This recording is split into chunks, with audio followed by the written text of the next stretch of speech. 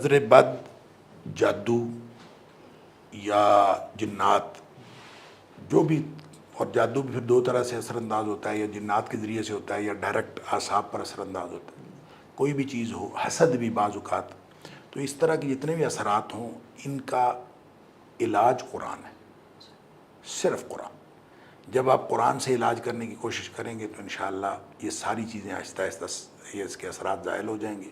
اور قرآن کو پڑھنے کے مختلف طریقے ہیں، کچھ تو وہ طریقہ ہے جو نبی پاک صلی اللہ علیہ وسلم نے بتایا ہے، جیسے حضرت عائشہ صدیقہ رضی اللہ تعالیٰ عنہ فرماتی ہیں کہ نبی پاک صلی اللہ علیہ وسلم جب معوذتین نازل ہو گئیں تو نبی پاک صلی اللہ علیہ وسلم معوذتین پڑھتے تھے، 7 قل اللہ پڑھتے تھے، اور اپنے ہاتھوں پہ پھونک مار کے اپنے جسم پہ جو ہے پھیرتے تھے۔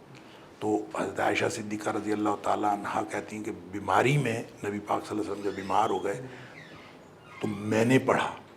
خود حضرت عائشہ صدیقہ نے پڑھا، لیکن پھونک نبی پاک صلی اللہ علیہ وسلم کے ہاتھ میں پاری، اور اس سے تو اس کا مطلب یہ ہے کہ معوذتین یہ تینوں قل شریف جو ہیں ان کو پڑھنا چاہیے۔ سورہ فاتحہ کی الگ شفا کے لیے اہمیت ہے، وہ پڑھنی چاہیے۔ آیت الکرسی ہے، الگ اس کی اہمیت ہے۔ لہٰذا یہ اپنے آپ کو رقیہ کرنا چاہیے اور اپنے آپ کو اللہ تعالیٰ کی حفاظت میں دینا چاہیے۔ تو میں تو ہمیشہ لوگوں کو یہ بتاتا ہوں کہ 6 چیزیں ہیں، سورہ فاتحہ، آیت الکرسی اور چاروں قل، ان 6 چیزوں کو دن میں 6 دفعہ دم کریں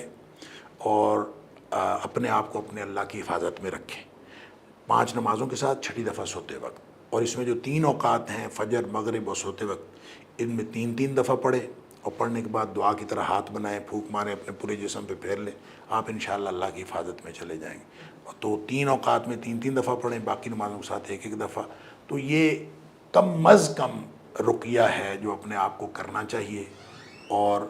شیطان سے انسان جو محفوظ رہے، تو یہ اللہ تعالیٰ کی حفاظت میں رہنا، یہ اس کے لیے کم از کم یہ۔ ویسے قرآن جو ہے وہ سارے کا سارا قرآن جہاں سے بھی پڑھیں گے، جیسے بھی پڑھیں گے، انشاءاللہ قرآن اس کی مدد کرے گا۔ رقیہ کے طور پر قرآن جیسے بھی پڑھیں گے وہ اس کی مدد کرے گا، لیکن ان آیات کی بہرحال الگ سے بھی نبی پاک صلی اللہ علیہ وسلم نے اہمیت بتائی۔